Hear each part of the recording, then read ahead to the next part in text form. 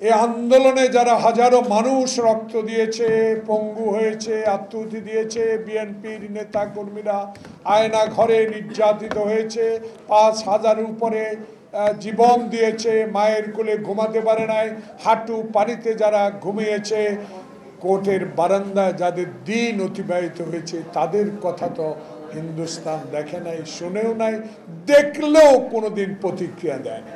এই উপমহাদেশ সবচেয়ে প্রিয় নেত্রী, জনপ্রিয় নেত্রীকে বিনা কারণে 5টি বছর কারাগারে রেখেছে। এও কি কংগ্রেস, বিজেপি, মোদি, রাহুল গান্ধী, মমতা ব্যানার্জি এই কি দেখেন নাই? বেগম জিয়া যখন তাবিদ আওয়ালের নির্বাচনী প্রচার করতে গিয়েছিলেন, তখন আওয়ামী যুবলীগ, ছাত্রলীগের যে লাঠিপিটা, তাকে হত্যা করার যে পরিকল্পনা, তখন তো একটি শব্দও আপনি উল্লেখ করেন।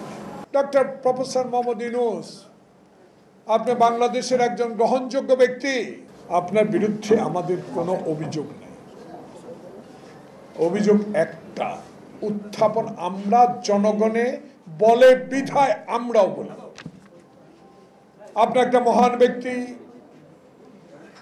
আপনার কাছে আশা অনেক, আমাদের ভরসা আপনার কাছে।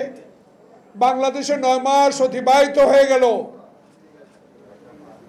করিডোরের প্রশ্ন কেন আসে? এত বড় বড় সংস্কারের প্রশ্ন কেন আসে? সংস্কার প্রয়োজন, যে সংস্কার বাংলাদেশের অবিসংবাদিত নেতা তারেক রহমান অনেক আগেই দিয়ে দিয়েছে।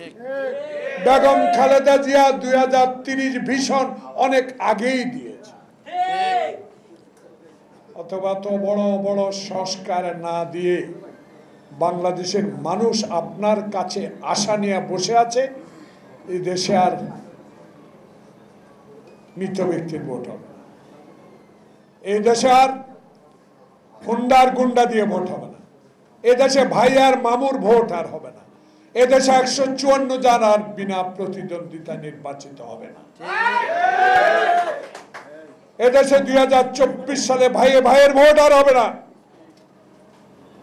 এদেশে হাসিনার মনোনীত কোন নির্বাচন কমিশনের অধীনে আর ভোট হবে না।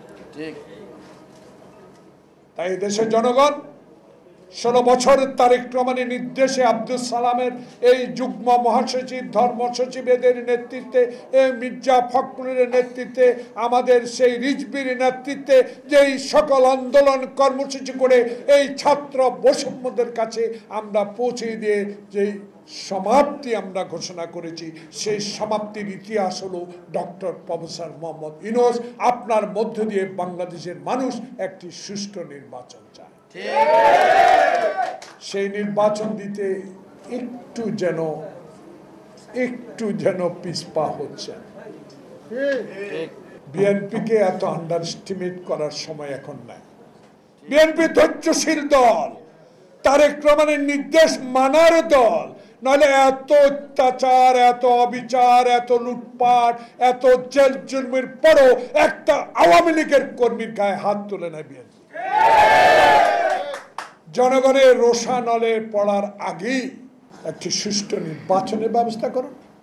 আজ হোক, কাল হোক, পরশু হোক, 2 দিন পরে হোক, একটা ম্যাপ আমাদেরকে জানায় দেন, তাহলে আমার দলের নীতি নির্ধারকরাই সিদ্ধান্ত নেবে আপনার এই রোড ম্যাপ ঠিক আছে কি নাই।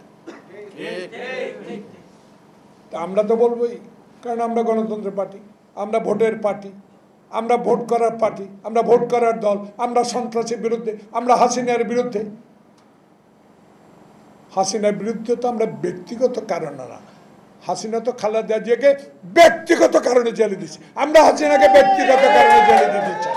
আমরা হাসিনার অত্যাচার, অবিচার, লুটপাট সকল কিছুই বিবেচনা করে আমরা হাসিনার বিরুদ্ধে, তার দলের বিরুদ্ধে কথা বলি।